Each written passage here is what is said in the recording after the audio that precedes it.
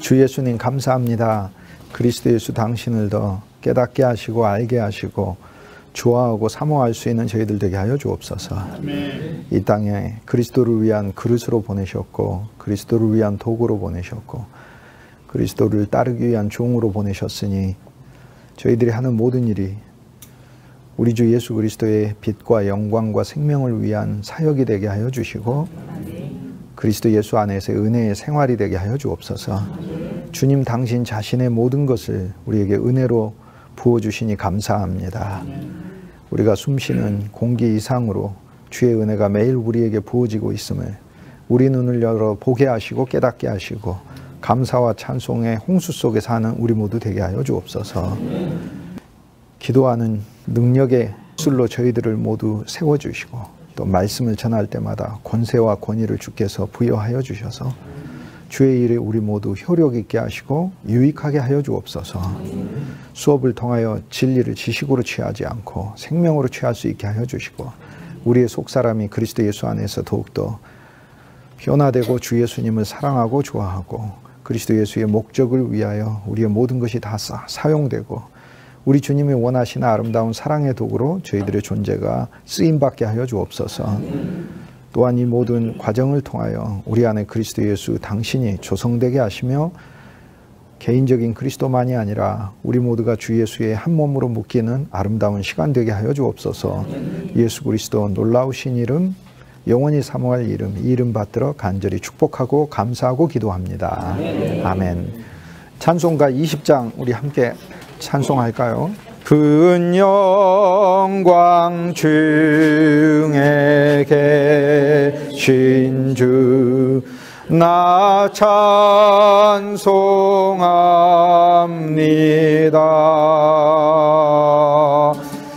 영원히 계신 주 이름 나 찬송합니다. 형제님들 찬송합니다. 한없이 크신 능력을 나 찬송합니다.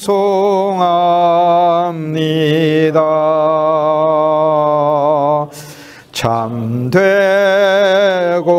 미쁜 그 언약 나 찬송합니다.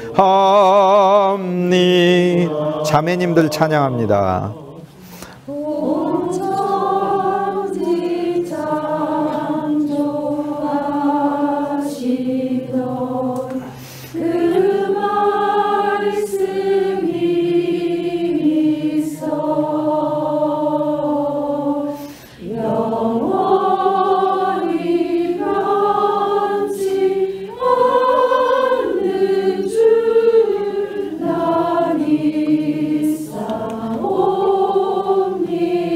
함께합니다.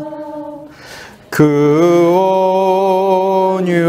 온유하신 주 음성 날 불러주시고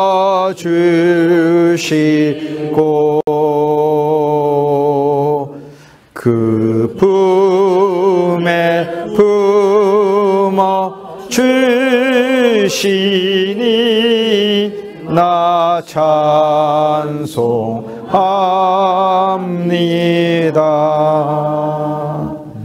아멘. 아멘. 옆에 분에게 주 예수를 더 사랑합시다. 이렇게 권면하시죠. 이렇게.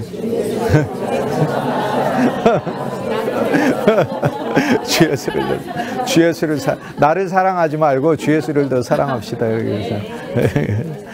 주 예수를 더 사랑합시다. 해서.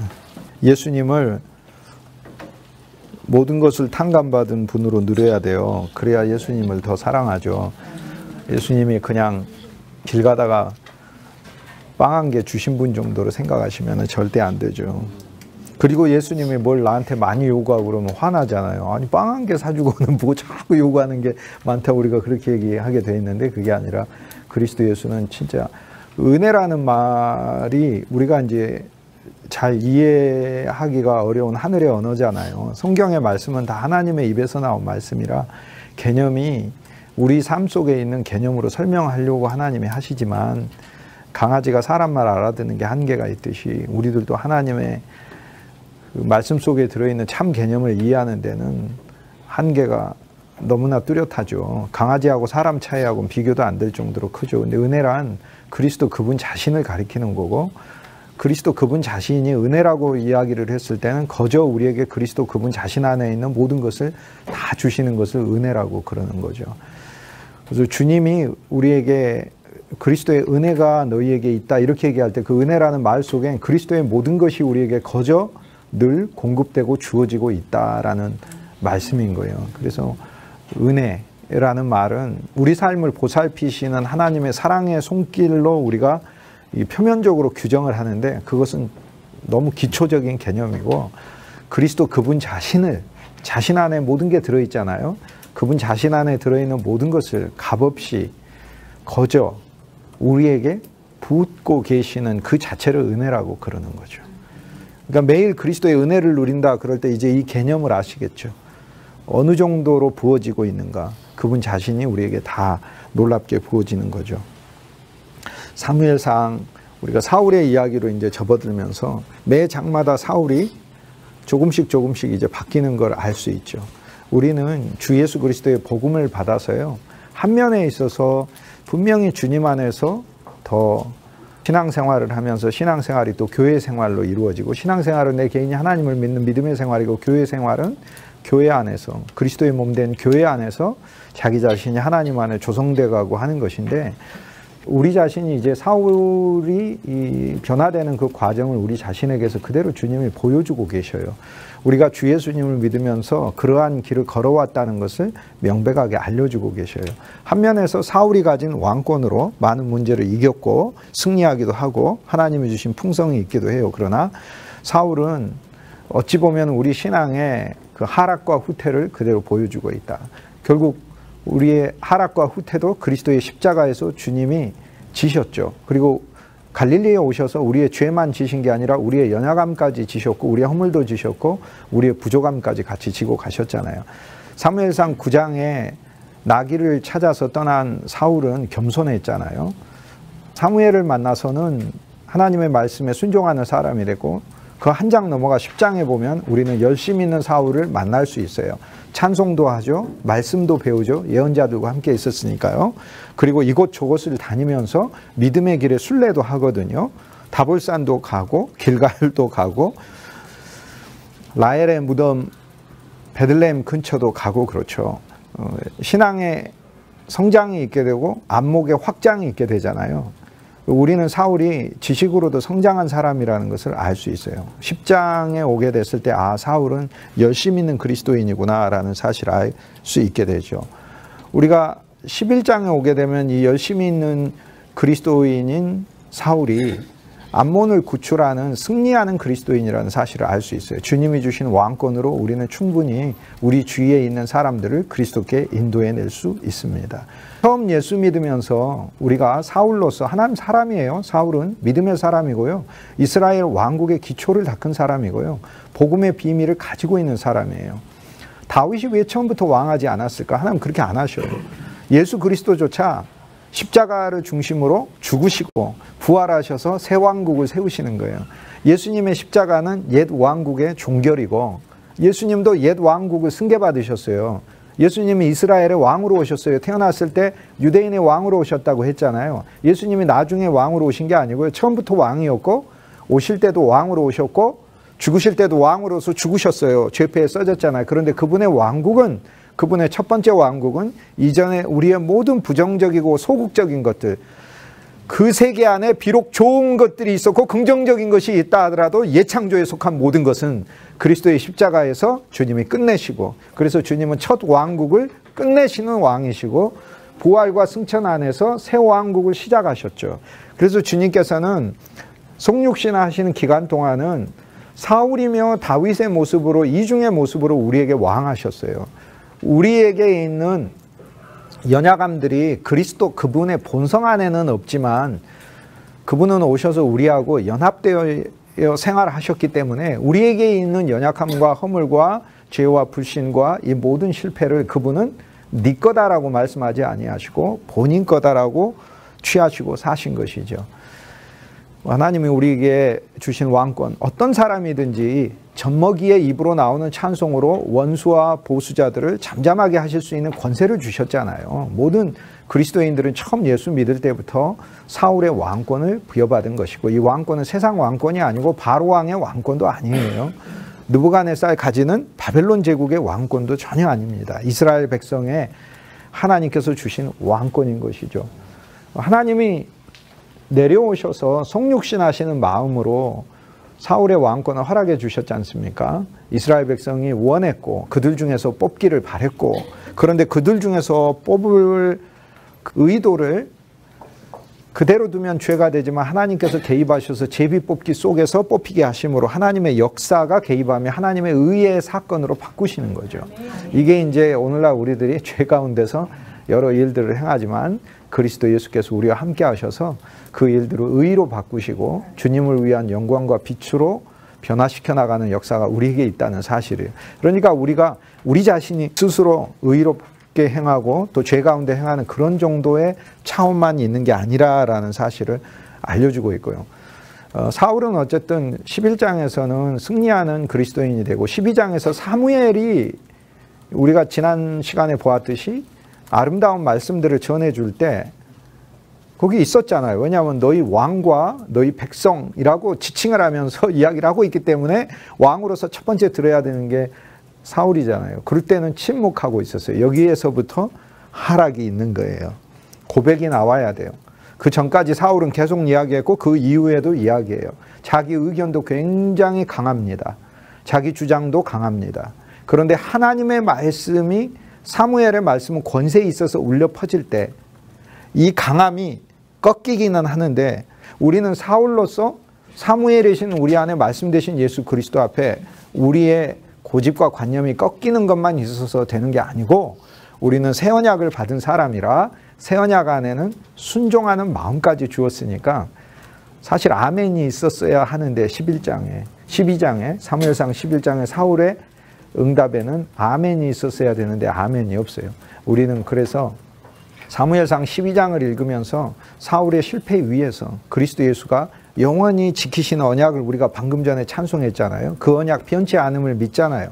옛 언약이 아니라 새 언약을 우리에게 주셨고, 옛 언약은 나의 행위와 나의 어떠함에 의해서 내 인생 존재가 이렇게 저렇게 되는 그런 정도였는데, 새 언약은 그분이 만세전에 나를 예정하시고 당신이 나를 찾으셨고 획득하셨고 소유하고 계시고 인도하고 계시고 그분의 목적을 위하여 나를 분명하게 이끌고 가신다는 이 믿음 위에서, 심지어는 이 믿음조차도 예수 그리스도의 새로운 생명을 통하여 나에게 주셨으니, 옛 생명 속에서 얻어진 왕권을 누리는 사울에서 주님이 우리를 다윗으로 새롭게 조성하시려고 우리에게 주신 그 왕권은 변함없이 있어요. 다윗이 가진 왕권과 사울이 가진 왕권이 다른 겁니까? 같은 왕권이지 사람이 다른 것이죠.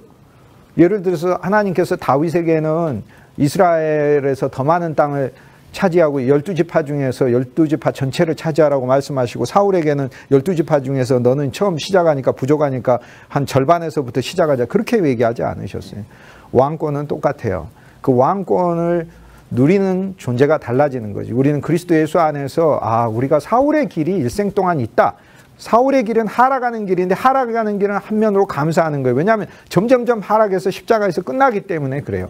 그래서 우리는 십자가로 시작을 했고 십자가로 행하는 것이고, 십자가가 과정이고 십자가가 마지막이 되는 것이 사울이고, 우리는 다윗으로서 부활과 승천 안에서 시작하여 그리스도 예수와 연합된 새로운 왕권을 또 동시에 갖게 되는 존재로 우리가 살게 되는 거죠. 12장에서 침묵하고 있던 그 사울의 모습을 한번 우리는 떠올려 봐야 돼요. 그리고 13장에 오늘 우리가 이제 보게 됐는데, 13장에서는 본격적으로 사무엘을 무시하고 스스로 제사 드리는 이야기가, 이제 그 유명한 이야기가 이제 13장에 나옵니다. 13장을 이제 잠시 후에 그 내용을 보게 될 것입니다. 사울이 점점 하락하는 것을 볼 수 있습니다. 그리고 14장에 가면은 블레셋과 전투하면서 무정해져요. 로마서 1장에 죄의 목록이 20가지가 나오는데 무정한 게 있거든요. 정이 없어져요. 정이 없어져요. 그리고 사업 중심, 이벤트 중심, 과업 중심의 사람이 돼요. 이게 이제 14장에 가서 이제 우리가 보게 되는 것입니다. 그리고는 결국에 15장에 가게 되면은 자기 것을 숨기는 존재가 되고 완전히 패배하는 존재가 됩니다. 이것이 우리 안에 있다는 거예요. 우리는 한 면에서 우리가 주 예수를 믿으려고 하고 우리 속에 소망이 있어요. 그런데 성경이 보여주는 바는 뭐냐면 우리 안에 타고난 기질은요. 로마서 8장의 말씀이 이야기하듯이 육신은 하나님과 원수가 되게끔 해놓으셨고 하나님의 뜻을 좋아하지도 않고 지킬 힘도 없다라고 해놨어요. 첫째, 하나님이 정해놓은 원칙이 있어요. 우리 육신으로 승리 못하게끔 했어요. 그래서 우리 육신 속에 생명이 있어야만 너희 죽을 몸도 육체도 살리시리라. 주님 말씀하셨기 때문에 우리 육체의 연약함과 부족함과 허물에 주목하지 말고 우리 안에 있는 내적인 생명이신 그리스도 예수에 주목하고 그리스도 예수를 또 소망하고 가는 것. 이것이 승리의 길이죠. 그건 무엇을 말하겠어요? 사울이 자기의 현실과 환경에 주목했기 때문에 실패했잖아요. 블레셋은 막 몰려와. 사무엘은 안 와. 사무엘은 안 와. 그런데 안 온 거 아니죠. 오죠. 자기가 생각한 때에 안 온 거죠. 7일 이내에 온다고 했는데 7일이 딱 끝나는 그 시간에 왔거든요. 7일이 끝나는 그 시간에 온 거죠. 우리가 생각했을 때는 7일 이내에 온다고 했으니까 한 미리 오셔가지고 2박 3일 전에 오셔가지고 좀 경치 좋은데 숙소 잡으시고 이렇게 편안하게 계시다가 7일째 제사 드리고 그러면 사울의 마음도 편하고 그럴 텐데 그게 아닌 거죠. 여기서 우리가 알 수 있는 것은 사울은 하나님의 말씀에 대한 인내하는 능력도 없다는 사실을 알 수 있게 되잖아요. 오늘 우리들이 사울로서 그리스도 예수 안에서 주님께서 주신 그 왕권을 분명히 명백하게 알고 그 속에서 우리가 승리도 주의 이름 안에서 누리고 나아가지만 그러나 이 주님이 우리에게 주신 이 왕권은 놀랍게도 그리스도 예수 안에서 그분을 위한 것이고 나의 연약함을 드러내기 위한 왕권이다라는 사실을 보여준 너무 감사하죠. 사실 이제 사울이 실패하고 나서 사무엘이 와가지고 사무엘상 12장에서는 여호와의 계명을 청종하지 아니하고 여호와를 섬기지 아니하고 여호와를 따르지 아니하면 왕과 백성이 왕의 백성이 망하리로다라고. 그 할렐루야 아멘이죠. 따르지 않는 존재가 그리스도 안에서 망한 거 아니에요. 우리 너무 감사한 거죠. 그런데 또 하나 감사한 것은 직접 와가지고 사울이 사무엘을 기다리지 않고 혼자서 제사를 드렸을 때 그 좋은 일 같지만 그거 아닙니다. 자기 제사가 아니라 우린 그리스도 예수의 제사를 통하여서 나한테 중보자가 필요해요. 그게 새 언약인 거죠. 여러분과 하나님은 직접 언약 맺은 게 아니에요. 그리스도 예수를 통하여 언약을 맺은 것이지. 그것만이 유효한 거. 왜 통하여 언약을 맺은 게 중요하냐면 이 중개자가 너무 위대하시기 때문에 그래요. 이 중개자는 우리 연약함을 다 담아서 하나님 앞에 서시는 분이시고 하나님 자체이신 거예요. 언약의 중보자는 한 분이시고 그 한 분은 하나님이신 거예요.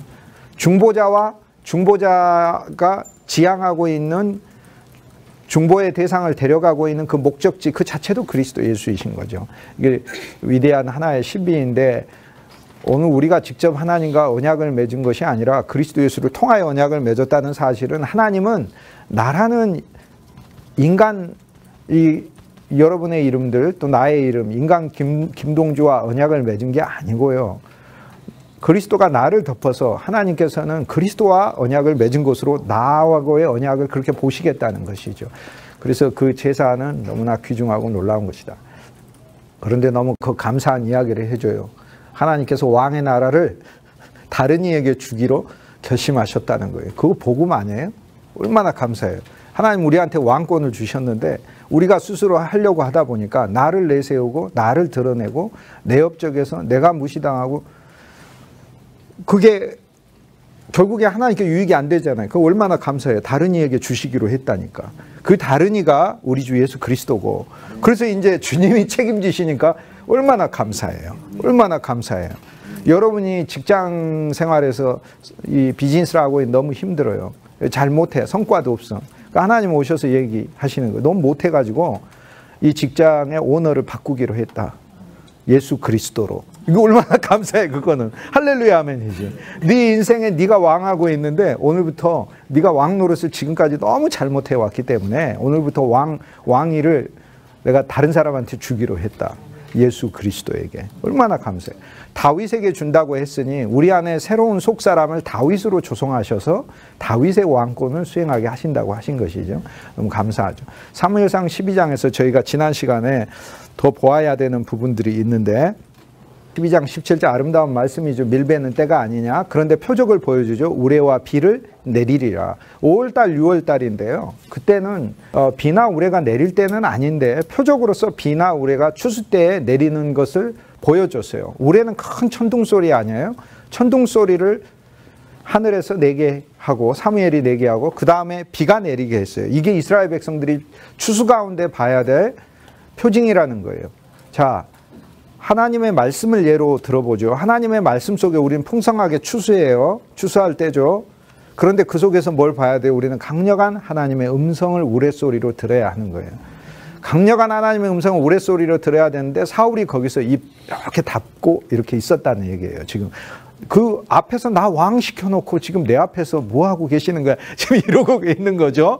입 꼭 닫고 이렇게 있는 거죠. 언제나 우리의 입은 할렐루야고 주의 말씀에 대해서는 아멘인 거고 이 세상에서 누가 기도를 하든지 또 하나님의 말씀을 볼 때 찬양할 때 정말 아멘으로 넘치는 그런 영이 다윗의 영인 것이죠. 다윗은 언제나 하나님을 찬송했지 않습니까?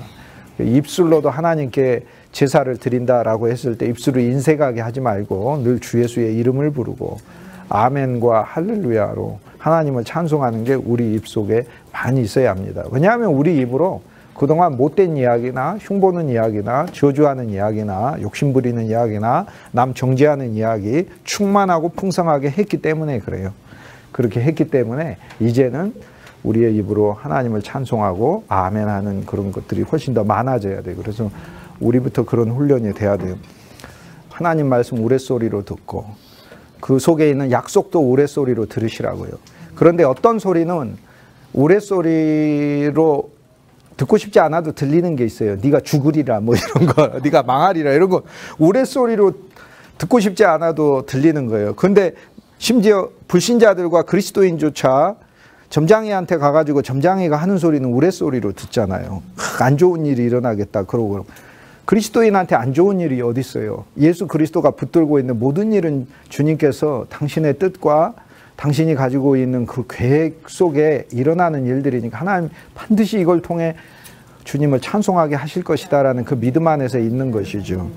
절대 그 세상에 있는 수준으로 하나님 우리를 만들지 않았어요. 나의 인생이 세상에 있는 인생이 아닌 거예요. 우리는 지금 하늘 왕국에 있는 족속들인데 하늘 왕국에 있는 족속들의 인생은 세상 속에서 반영되고 투영돼서 나타나는 그 생활 표현 자체가 세상 사람들이나 세상의 접신자들이 가진 시각으로 그 사술로 해석될 수 있는 삶이 아니에요. 누가 그리스도의 삶을, 요셉의 삶을, 아브라함의 삶을 우리들의 삶인데 해석할 수 있겠어요? 그거 풀이할 수 없는 삶이에요. 놀라운 삶인 거예요. 그게 우상을 만나서 죄 짓고 하나님의 인도하심을 불신하는 그런 아주 극악한 죄 이상으로 또 한 면에서 우리는 진짜 우리의 정체와 신분이 그리스도 예수 안에서 어떤 것인지 안다면 그런 일은 있을 수 없는 거죠. 시간 속에 매여가지고 시간의 문제로 좋은 일 생기니 안 생기니 우리는 그런 존재가 아니라니까요. 지금 영원과 연결되어 있고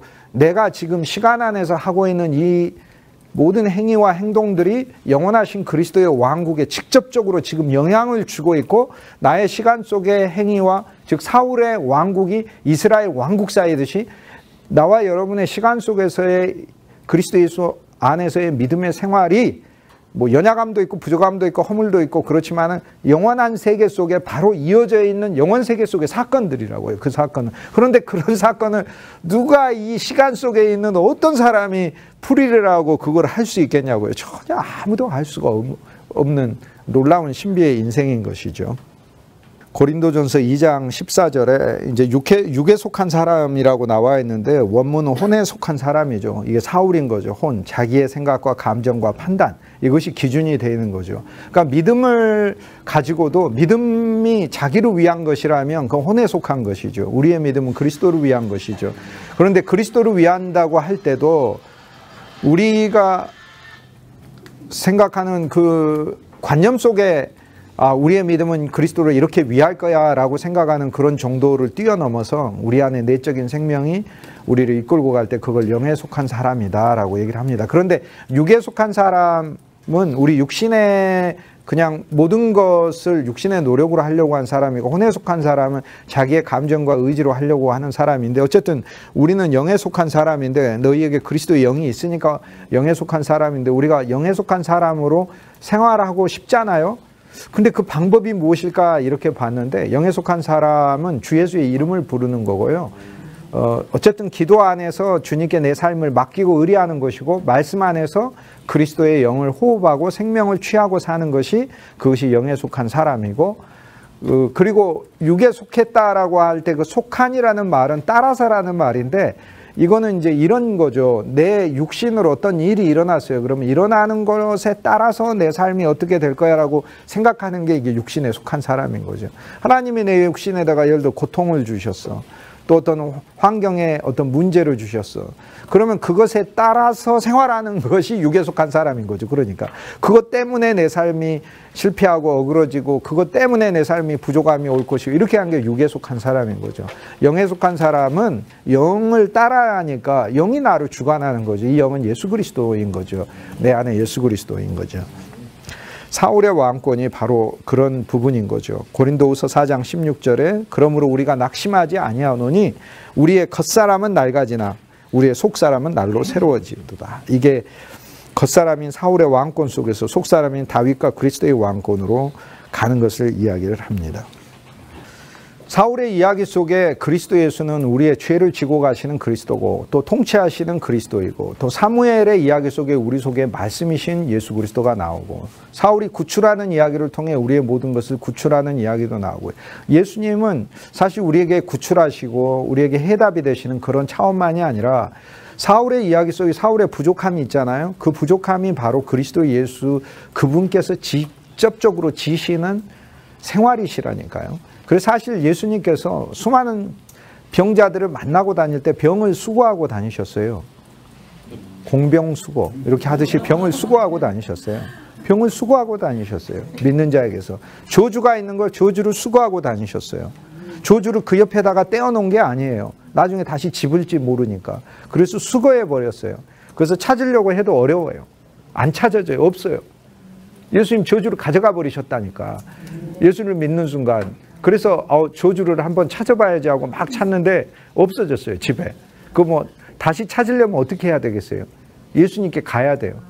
가가지고 달라고 해야 돼요. 그러면 지난번에 오셔가지고 우리 집 신방 오셔서 저의 인생에 씌워져 있는 저주를 가져가셨던데, 그거 제가 좀 오랫동안 가지고 있던 거라 저기 집안에 대대로 이렇게 유산과 가보로 물려주려고 하니까 좀 주십시오. 그럴 때 주님도 안 돼요.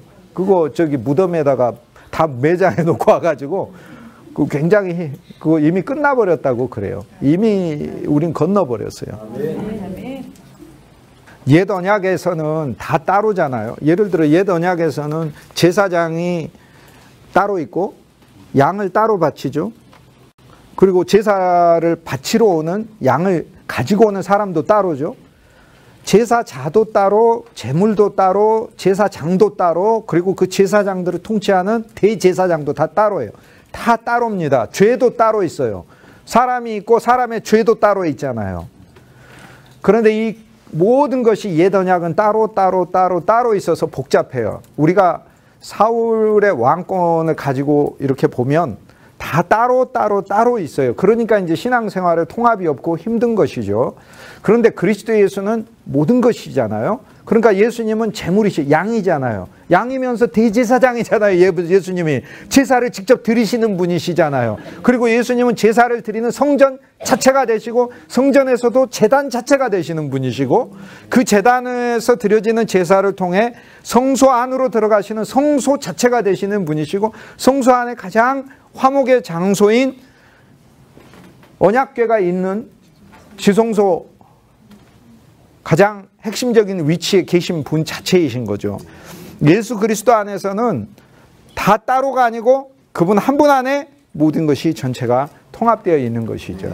그러면 오늘날 우리가 사울의 왕권의 신앙생활에서 이것도 따로 저것도 따로, 나는 내 마음으로 승리하는 신앙생활을 하고 싶은데 삶은 그렇게 안 되는 것 같아. 입술과 행동과 나의 몸들은 각각 따로인 것 같아.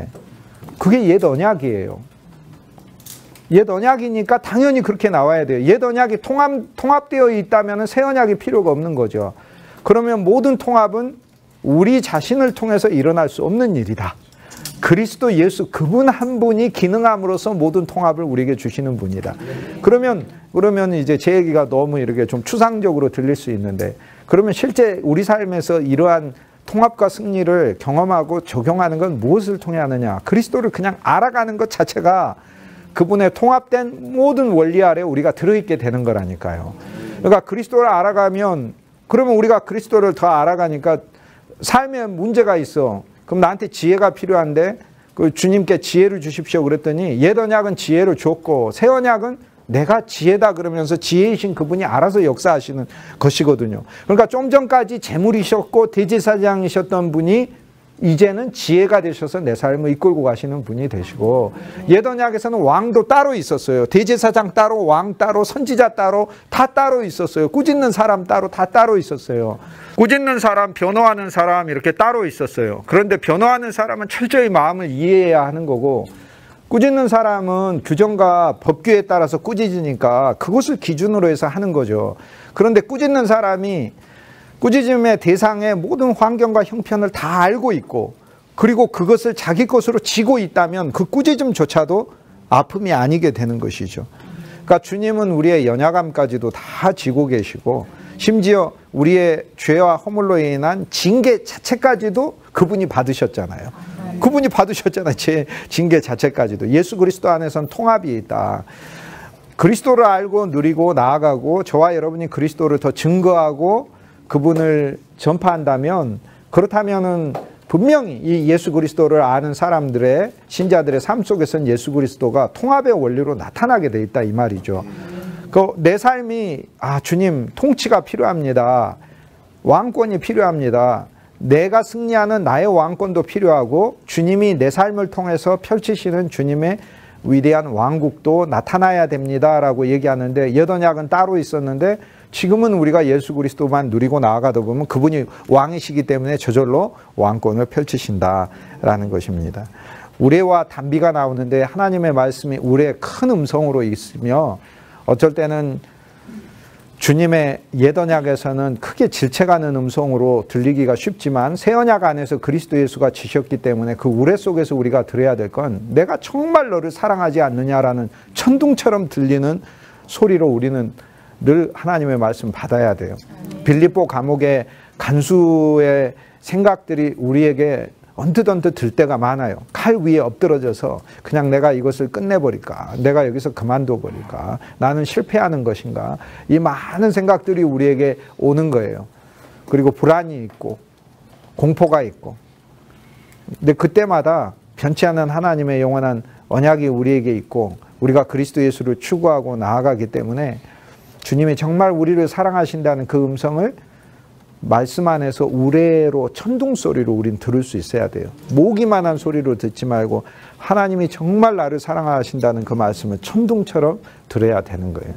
이스라엘 백성들에게 그래서 우레하고 비예요. 비는 하나님의 말씀이 우리에게 은혜로 들려지는 것을 말을 하는 거죠. 이것은 또 새로운 하나님의 역사를 가져오는 것이죠. 천둥과 비라는 것은 말이에요. 우리는 천둥의 아들들입니다. 예수님이 제자들을 뽑아서 세베대의 아들 야고보와 야고보의 형제 요한에게 이름을 붙여줬죠. 보아너게라고. 보아너게는 천둥의 아들이란 뜻이에요. 천둥의 아들이다. 평소에 목소리가 커갖고 천둥의 아들이다라고 한 거 아니에요. 예수님은 천연적인 거 말씀하신 게 아니에요. 베드로는 시몬이잖아요. 갈대 같은 사람 아닙니까? 이름 자체는 기도하는 사람이라는 좋은 이름이죠. 그러나 너의 이름 베드로라, 반석이라. 반석 같은 데가 없어. 제일 먼저 도망가는데 무슨 반석이야. 그러나 그리스도의 생명 안에서 영 안에서 진짜 반석이 되게 하시는 거죠. 예수님 만드시는 거죠. 반석이다 이렇게 얘기하시는 거죠. 세베대 아들 야고보와 요한에게도 넌 천둥의 아들이라 그랬을 때 평소 이야기할 때마다 남보다 목소리가 커가지고 카페에서든지 교회에서든지 식당에서든지 크게 지장을 초래하는, 그래서 천둥의 아들이라고 부른 게 아니고 원래는 모기만한 목소리로 말했을 거예요. 요한이나 야고보가 소리가 얘기 좀 세게 하라 그러면은 조용히 뭔 얘기인지도 모르겠어. 아멘 그러면 아멘 이러고 얘기하니까 그래서 주님이 야 모기 목소리 아들이다 이렇게 하지 않고 주님이 선언해 주신 것은 엄청난 축복의 말이에요. 천둥의 아들이다. 천둥의 아들인 게 감사한 게 있어요. 그전에는 누가 말해도 잘 안 들어요. 설교를 해도 잘 못 알아듣고 잘 못 깨닫고 그래요. 그런데 그리스도를 진짜로 누리면 저와 여러분이 전하는 말씀 속에 예수님께서 그 음성 하나하나에 천둥을 두셔요. 진짜로 두셔요. 그건 우리가 꼭 소리를 막 지른다고 해서 하는 거 그게 아닌 거예요. 그 단어 속에 하나님의 천둥이 있게 하고 그 다음 천둥 다음 비를 주셔요. 심령을 적시고 옥토로 갈아질 수 있게 하고 하나님 그렇게 일하게 하시는 것이죠.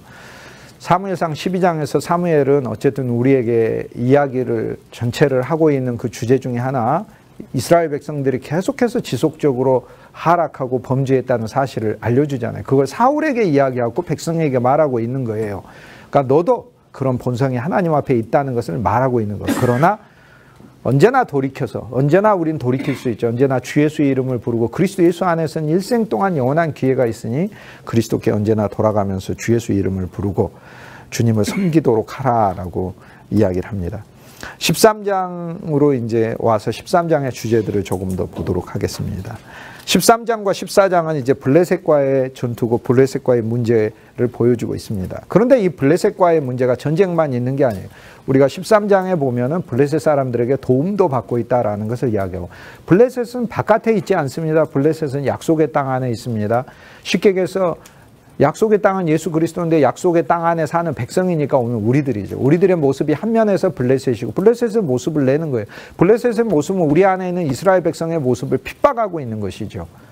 그럼 블레셋의 증상은 뭐냐? 여기 있는 게 다 블레셋의 증상이에요. 이스라엘 백성은 굴 속에 숨어버리고 우리가 신앙생활하면 우리 신앙인의 믿음이 굴 속에 숨은 것처럼 이렇게 있고 물론 그 굴도 그리스도 예수 피신처이시니까 주님을 피난 삼아서 환난이 오고 핍박이 오고 질병이 오고 또 경제적인 큰 위기와 어려움이 왔을 때 그 굴 속에 들어가서 우리가 이렇게 있는 거죠. 그때 블레셋 사람의 기질은 더 나오는 거예요. 이스라엘 사람들을 보면서 이스라엘 백성들을 얻느냐 저기는 제 굴 속에서 숨어가지고 기어다니는 자들 아니냐 이렇게 되는 거죠. 블레셋은 기질적으로 우리 안에서 이스라엘이 가지고 있는 그 특질들이 바로 그 블레셋을 나타내는 것이죠. 우리 안에 있는 공포요, 우리 안에 있는 절망이요, 우리 안에 있는 무서움이요. 그리고 하나님 말씀을 못 믿는 거 아니에요. 여호와 하나님이 블레셋을 너희 손에 붙였다 하는데도 못 믿는 거 아니에요. 그리고 이 블레셋의 기질은 또 그런 공포만 있는 게 아니에요. 사울에게서 나타나는 기질도 블레셋의 기질인 거죠. 하나님의 말씀을 알 때 어설프게 알고 자기 방식으로 알고 자기 고집대로 알고 하는 게 블레셋인 거예요. 블레셋은요 이스라엘 땅 안에 함께 살고 있다는 거예요. 블레셋은 이스라엘에서 가장 어떻게 보면은 참 수치스러운 지파가 됐던 단지파의 땅도 절반 차지하고 있고 이스라엘의 가장 영광스러운 지파인 유다 땅도 절반 차지하고 있어요. 이게 블레셋의 땅이에요. 블레셋의 땅은 해안가에 길게 늘어서 있잖아요. 해안가에 길게 늘어서 있는 이 블레셋의 땅을 보면 우리의 블레셋의 기질이 하나님의 백성으로서 가장 수치스러운 지파에도 연결되어 있고 가장 영광스러운 지파에도 연결되어 있다는 사실을 통해 오늘 우리가 하나님의 백성으로 살면서 주님의 말씀을 경홀히 여기고 내 자신의 종교를 추구하고 하는 그 모든 기질들도 블레셋에 해당된다. 블레셋에 영향받아서 나오는 것이다 라는 것을 보여주고 있습니다. 블레셋을 무서워하는데 이게 한 면에서 이해가 되죠. 블레셋을 무서워해요. 그러나 블레셋을 무서워한다는 말이죠. 아니 정말 두려워해야 될 것은 하나님 아니겠어요? 하나님을 두려워하는 게 아니라 블레셋을 두려워하는 그게 블레셋의 기질인 거죠. 우리가 살면서 우리가 생활 속에서 우리는 하나님을 훨씬 더 높이고 하나님의 말씀이 있잖아요. 하나님 말씀 예를 들어서 두려워 말라 내가 너와 함께함이라 그러면 그 말씀을 존중해야 되잖아요. 근데 우리가 만약 두려움에 휩싸이게 된다면 하나님 말씀을 존중하는 게 아니고 하나님 말씀을 무시하는 거고 우리에게 두려움을 주는 두려움이 또 나오게 되는 나의 블레셋 사람에게 내가 훨씬 더 많은 여지를 주고 있는 것이죠. 그들에게 주도권을 넘겨버린 것이죠. 13장은 구성이 어떻게 되어 있냐면 사울이 이제 군대를 조직하는 이야기가 처음에 나옵니다. 사울의 군대가 3,000명이고 자기가 2,000명 갖고 아들이 1,000명을 가져요. 그런데 그 상황에서 아들 요나단이 블레셋을 공격을 합니다. 사울 왕에게 알리지도 않고 먼저 공격을 합니다. 요나단이 항상 먼저 일을 주도해요.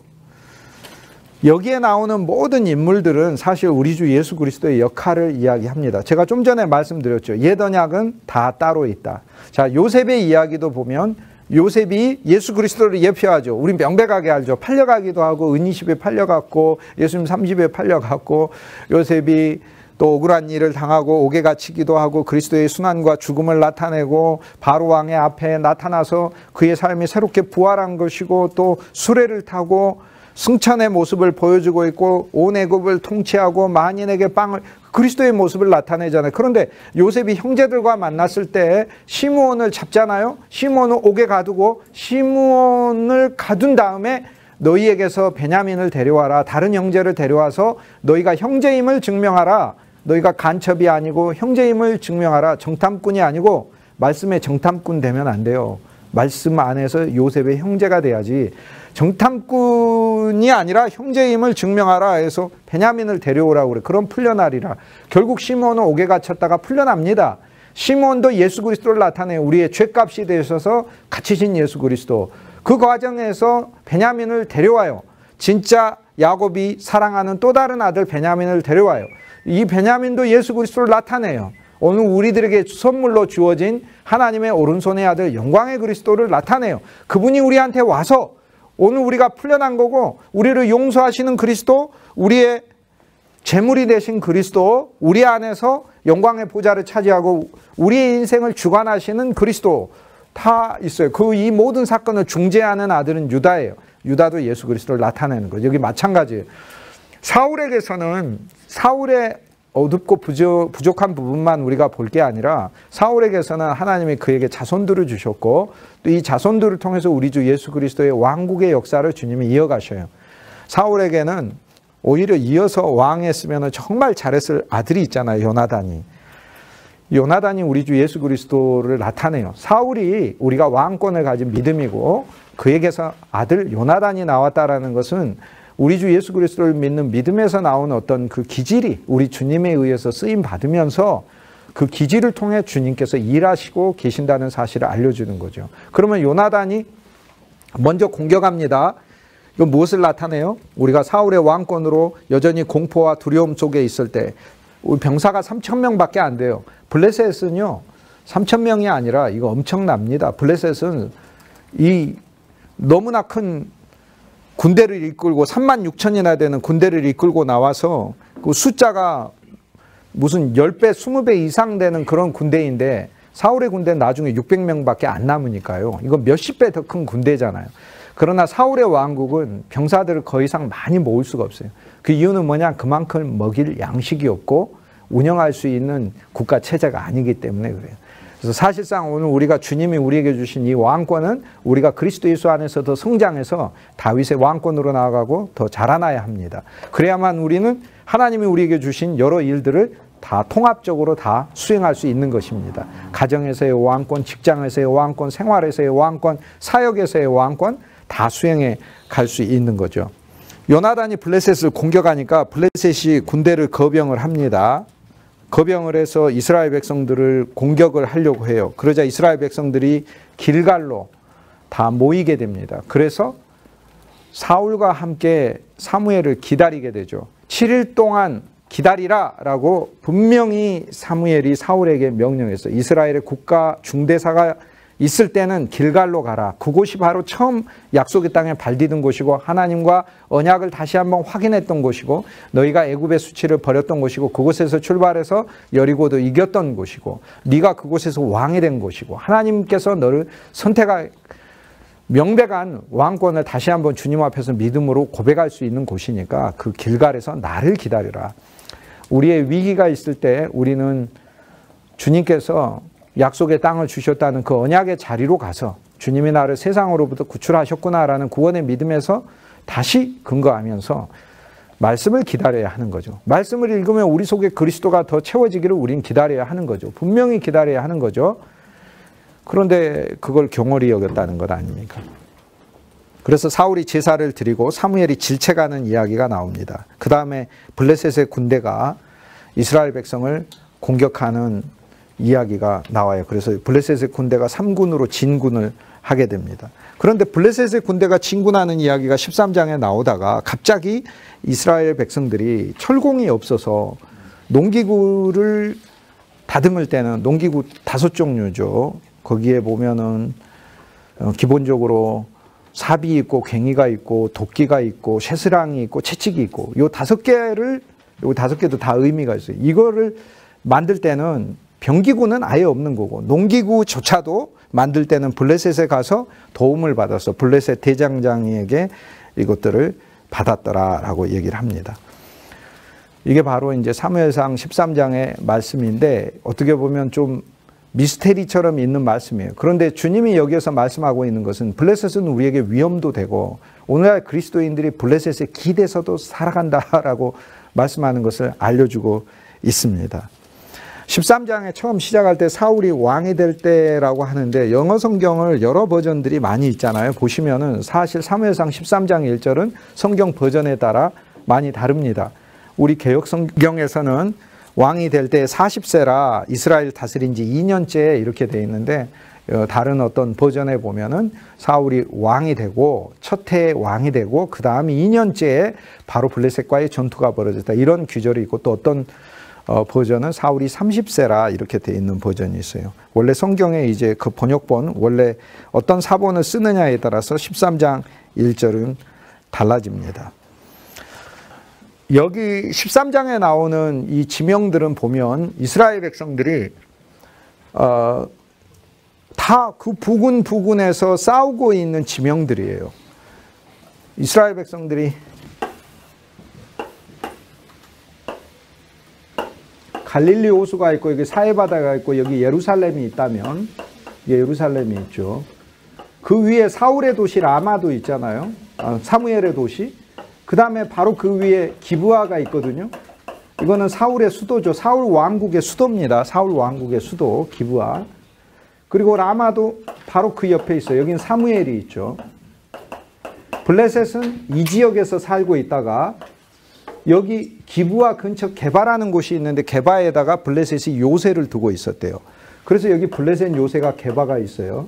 그런데 게바에서 공격을 받자 블레셋이 큰 거병을 해가지고 어디로 왔느냐. 믹마스라는 데에 왔다는 거예요. 믹마스. 그래서 여기 믹마스에 블레셋 군대가 많이 있다라고 얘기를 해요. 그런데 여기가요. 다 반경 20-30km 내에 있는 도시들이에요. 다 거기서 거기에요. 13장과 14장에 있는 도시들은 이스라엘 지도 전체에 해당된다기보다도 그냥 물론 블레셋은 여기에서 왔으니까 이 정도 되고 또 많은 이스라엘 사람들이 이렇게 왔으니까 이스라엘 전역으로 군사의 입장에서 보자면 다 관계가 된다고 할 수 있지만 실제 적혀져 있는 지명들은 다 그 부근에 있는 지명들이에요. 이것은 사무엘의 도시 기브아와 라마와 그 다음 물론 기브아에서도 사무엘이 거처하고 사무엘이 그곳에서도 중보기도를 합니다. 그런데 기본적으로 사울 왕국의 수도는 기브아죠. 기브아 다음 헤브론 밑에 그 다음 예루살렘 이렇게 되잖아요. 그런데 헤브론과 예루살렘은 다윗에 의해서 왕국이 되는 거고. 자, 그렇는데 여기서 이제 우리가 그러면 사울 왕권이 무엇을 의미하는지 영적으로 우리가 알 수 있는 바가 있어요. 왕권의 수도가 자기 고향인 거예요. 자기 고향, 자기 삶 근거에서 하나님의 왕권을 수행하고 있었다는 것 아닙니까?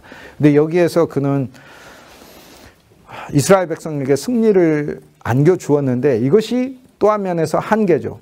근데 여기에서 이제 우리가 봐야 될 게 한계가 바로 무엇이냐면 하나님은 우리에게 주는 왕권이 자기 개인의 삶을 중심으로 해서 행사되는 수준에 머물러 있다라는 거예요. 그런데 여기서 또 하나 긍정적인 점은 뭐냐면 다 예루살렘 근처에서 일어나는 일이에요. 감사하게도 이 전투는 예루살렘 근처에서 일어나는 전투들이에요. 여기 예루살렘은 등장하지 않지만 예루살렘을 위한 도시들이에요. 예루살렘을 위해서 기럇 여아림에는 언약궤가 있고 기브아와 기브온 사람들은 예루살렘에 도움이 돼야 되는 사람들인 거고, 라마에서도 사무엘 선지자의 후손들이 이스라엘의 선지자 역할을 해야 되는 거고, 거기에 이 제사장 노비라고 하는 그것도 바로 여기 이스라엘 나중에 수도가 되는 예루살렘 바로 위에 있어요. 이 모든 것은 다 한 데에 있어요. 이게 바로 한마디로 다른 면에서는 또 복음이다 이렇게 얘기를 할 수 있어요.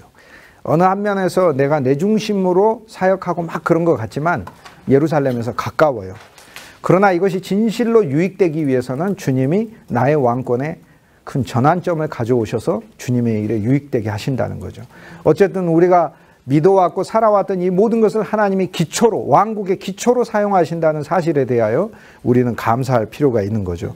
블레셋 군대가 요나단에 의해서 공격을 받는다는 이야기를 통해 우리는 모든 일을 우리 주 예수 그리스도가 먼저 일으키신다는 사실을 우리는 알 수 있죠. 그리스도가 먼저 일으키십니다. 주님이 먼저 일하신다는 사실이에요. 요나단은 사울에게서 가장 사랑받는 아들이 우리 주 예수 그리스도를 닮은 성품을 가지고 있고 다윗까지 돕잖아요. 자, 여기에서 사울에서 다윗으로 바로 가는 게 아니라 요나단을 통해서 다윗으로 가니까 오늘 우리들 안에서는 사울의 모습이 있지만 사울의 모습 속에 우리 주님이 사울로서 오셔서 나의 모든 것을 세우시고 부족한 점을 안으시고, 사울의 믿음을 통하여 내 속에 요나단으로서 주님이 역사하여 주셔서 나를 도우셔서 내 속에 다윗이신 예수 그리스도가 명백하게 설 수 있게끔 주님께서 일하고 계신다는 거죠. 블레셋이 공격을 막 해오게 돼서 이스라엘이 위기에 빠져서 전부 다 굴 속으로 숨어 들어가게 되거든요. 깊은 곳에 숨었다, 웅덩이에 숨었다, 동굴에 숨었다, 또 암벽 사이에 숨었다 이렇게 돼 있어요. 그 숨은 것도 5곳이 나와요. 이스라엘 백성들이 이 숨었던 곳은 믿음의 사람들이 숨었던 장소들하고 똑같아요. 삼손도 구덩이에 숨고, 또 이스라엘 백성들 선지자들도 엘리야 선지자조차도 동굴에 숨고, 요셉도 구덩이에 깊은 곳에 던져지고, 믿음의 사람들이 주위로부터 핍박을 받고 환난 가운데 아니면 그들 스스로의 믿음이 약해져서 이렇게 들어가는 그 모습조차도 주님의 역사 속에 있는 거예요. 근데 우리가 한번 생각해 보죠. 요나단이 이 공격을 안 했으면, 이 모든 사건은 요나단으로부터 비롯되고, 한 장 넘어가면 블레셋과 본격적인 전투도 요나단 때문에 시작이 돼요. 요나단이 한 장 넘어가면 그때는 요나단하고 자기를 따르는 종하고 딱 둘이서 가서 20명이나 되는 블레셋 사람들을 죽이게 됩니다. 그걸로 인해서 블레셋과의 대전투가 이제 본격적인 전투가 시작이 되거든요. 모든 것은 요나단에 의해서 시작이 된다는 거예요. 근데 요나단이 이 일을 안 일으켰으면은 전쟁이 없잖아요. 근데 전쟁이 있어야죠. 왜요? 약속의 땅은 이스라엘에게 줘야 한 것이지 블레셋에게 준 것이 아니잖아요. 여기에서 우리가 알 수 있는 일이 있어요. 우리 삶에 하나님이 어떤 일들을 일으키실 때 주님이 먼저 일하셔서 일으키신 사건이라는 것을 알 필요가 있어요. 주님이 먼저 일하셔서 일으키신 사건이, 그래서 오늘 우리들에게는 환난처럼 다가오는 일이 될 수 있지만, 환난처럼 다가올 때 우리는 이스라엘 백성으로서 정작 굴 속에 숨어야 될 건 블레셋이 숨어야지 이스라엘이 숨고 있다는, 이게 블레셋의 마음이다 그 말인 거예요. 그런데 이 마음을 사무엘상 13장을 통해 하나님은 우리에게 폭로시켜주고 있잖아요. 우리가 신앙이 이런 정도로 얼마나 연약한 상황에 있는가를. 그런데 하나님께서 오늘 우리들에게 보여주시는 이 전체 이 구조를 통해서, 그러나 결과는 우리의 연약함을 하나님 폭로시킬 뿐만 아니라 반드시 그분이 이기게 하시는 그 역사를 우리 가운데 알려주고 있는 거죠. 그리고 그 원인도 우리에게 명백하게 말씀해주고 있는 거예요. 우리에게 이 블레셋 기질이 여전히 남아있는 이유가 무엇이냐. 그리고 우리에게 있는 이 블레셋 신앙은 농기구를 재련하는 신앙에 그쳐버렸단 말이에요. 병장기를 만들지 못하고 있어요. 농기구는 해요. 그래서 사역을 해도, 가정생활에도, 목회를 해도 농사와 비슷한 목회를 하는 것이죠.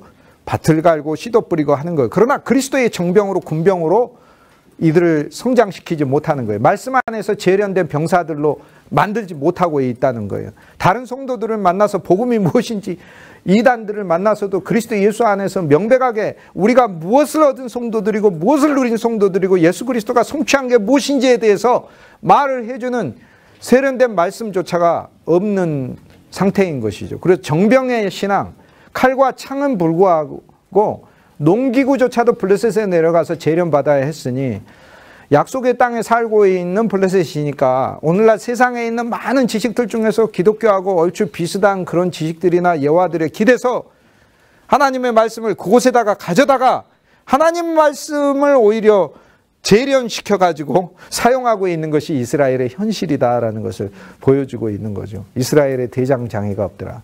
이제 오늘 저와 여러분이 이제 대장장이가 돼야 되는 거죠.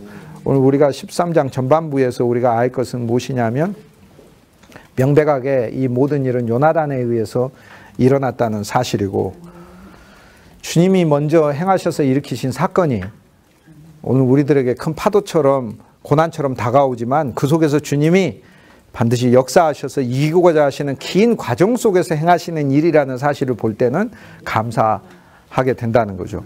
블레셋의 군대는 기브아에 있고요. 믹마스, 기브아 근처 믹마스에 있고요. 사울의 수도는 기브아인데 이쪽에 길갈의 군대가 모여 있어요. 그래서 군대가 이렇게 대치하다가 위로 올라갑니다. 올라가서 여기서 신기하게도 처음에 13장에서 시작을 할 때는 군대가 블레셋의 요새, 블레셋의 전초기지가 게바에 있다라고 얘기를 해요. 이 게바는 기브아 근처, 여기 다 부근이에요, 부근. 여기 인근에 있는 군보다도 더 가까이 있는 곳이에요. 훨씬 더. 여기에 떨어져 있는, 옆에 있는, 천안 옆에 있는 아산이나 뭐 청주, 여기보다도 훨씬 더 가까운 거리라고요. 차로 하면은 뭐 몇 분 정도밖에 안 걸리는 그런 정도의 거리인 거예요. 처음에 블레셋 요새가 전초기지가 게바에 있다가 요나단이 공격해서 전군이 오게 되니까 전군은 믹마스에 있게 돼요. 믹마스에 있게 돼요. 그런데 이스라엘이 길갈에 모여서 여기 길갈에 모여서 전체 군대 백성들이 모여서 하나님께 사울을 통해 제사를 드리고 사울을 통해서 사무엘의 꾸중을 들은 다음에 그 다음에 본격적인 전투를 이제 하게 되는데 전투를 하게 될 때 길갈에서 사울과 함께한 백성들 전부 다 각자 집으로 가버리고 두려움 속에서 집으로 가버리고 남은 사울의 군대는 600명 정도 돼요. 그런데 이 사울의 군대가 어디에 가서 대치를 하느냐 하면 사울의 군대는 게바에 가서 대치한다 이렇게 얘기해요. 여기 게바 처음에 블레셋의 주둔지잖아요. 그런데 다시 이스라엘 군대의 주둔지가 돼요. 물론 게바라는 한 지역에 이쪽 게바에 이스라엘이 있고 처음에 전초기지 요나단이 공격했던 블레셋의 전초기지 게바는 게바에서 저쪽이라고 볼 수 있겠죠. 실제 전쟁이 일어날 땐 그렇게 일어났겠죠. 그런데 하나님의 말씀은 오늘 우리들에게 영적으로 알려주는 건 뭐냐면 블레셋의 요새가 이스라엘의 주둔지하고 같다는 말씀을 하고 있는 거예요. 내가 살고 있는 나의 본성과 근거지 자체가 같다라고 주님이 말씀하고 있는 거죠. 믹마스라는 곳은 게바에 있던 블레셋의 전초기지가 무너지고 전군, 블레셋 전군이 믹마스에 모이게 되는데 믹마스는 뜻이 숨어있는 비밀이라는 뜻이에요. 은밀하게 비밀. 그런데 저 믹마스는 어디에 많이 쓰냐면은 우리가 보물을 감추어두는 그런 깊은 장소 있잖아요. 그곳을 믹마스라고 그래요. 블레셋이 어디에 있냐면 우리가 보물을, 우리가 가장 사랑하고 사모하는 것들 그 속에 우리의 블레셋이 주둔하고 있는 거예요. 그것과 우리 주 예수 그리스도의 엄청난 전투가 벌어진다라는 것을 하고 있고 주님은 먼저 그것을 건든 거예요. 먼저 건드려서 내가 사모하는 모든 것들을 주님께서 제하게 하시고 그리스도 예수만 남게 하는 이 과정 속으로 우리를 인도하시는 것이죠.